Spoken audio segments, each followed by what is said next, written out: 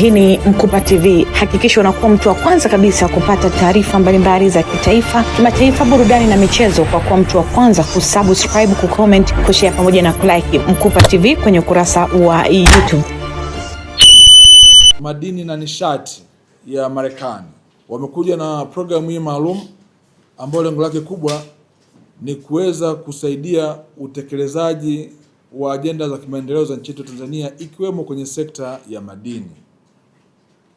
Tanzania ni kati ya nchi ambazo zinafahamika kwa kuwa na rasilimali madini ya kutosha na madini mbalimbali ambayo hivi sasa yana mahitaji makubwa sana duniani.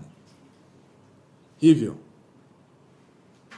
kwa zoezi hili ambalo limefanyika la uwepo wa Wizara ya Madini ya Marekani kufanya kazi pamoja kupitia STAMICO na GST, kuna kwenda kuimarisha uhusiano wetu, lakini vile vile na kujenga uwezo wa kiujuzi kwa watu wetu, hasa wa Tanzania waliopo katika eneo hili la sekta ya madini.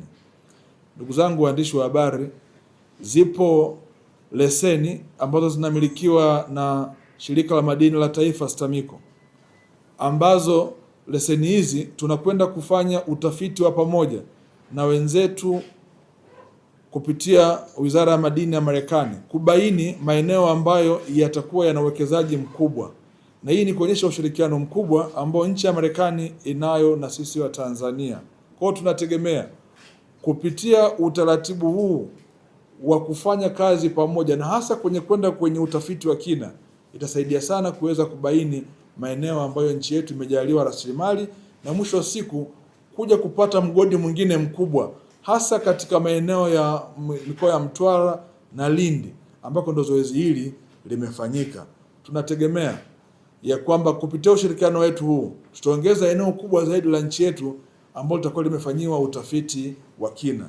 Serikali ya Marekani iko tayari kushirikiana na serikali ya Tanzania katika kuongeza eneo la kufanya utafiti katika nchi yetu Tanzania na kuwajengea uwezo wa Tanzania wawe pia baadaye wanaweza kusimamia vizuri rasilimali zetu kupitia mafunzo ambayo watakwenda kutupatia, na hasa katika eneo hili la utafiti wa kina.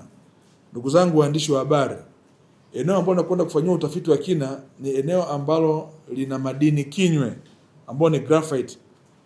Mahitaji ya madini kinywe duniani ikifika mwaka 2050 itakuwa ni tani milioni 4.5 kwa mwaka. Tanzania ipo kwenye nafasi nzuri kuwa mmoja ya wasambazaji wakubwa wa madini haya katika mahitaji ya kidunia, na ndio maana tumeendelea kukaribisha ushirikiano mbalimbali ikiwemo ndugu zetu wa Marekani katika eneo la utafiti.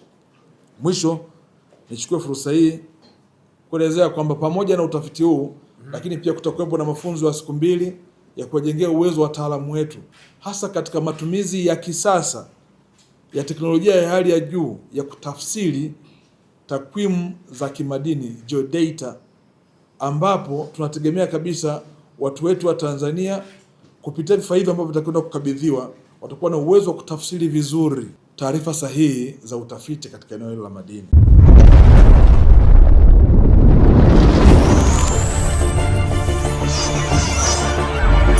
Hii ni Mkupa TV. Hakikisha unakuwa mtu wa kwanza kabisa kupata taarifa mbalimbali za kitaifa, kimataifa, burudani na michezo kwa kuwa mtu wa kwanza kusubscribe, kucomment, kushare pamoja na kulike Mkupa TV kwenye ukurasa wa YouTube.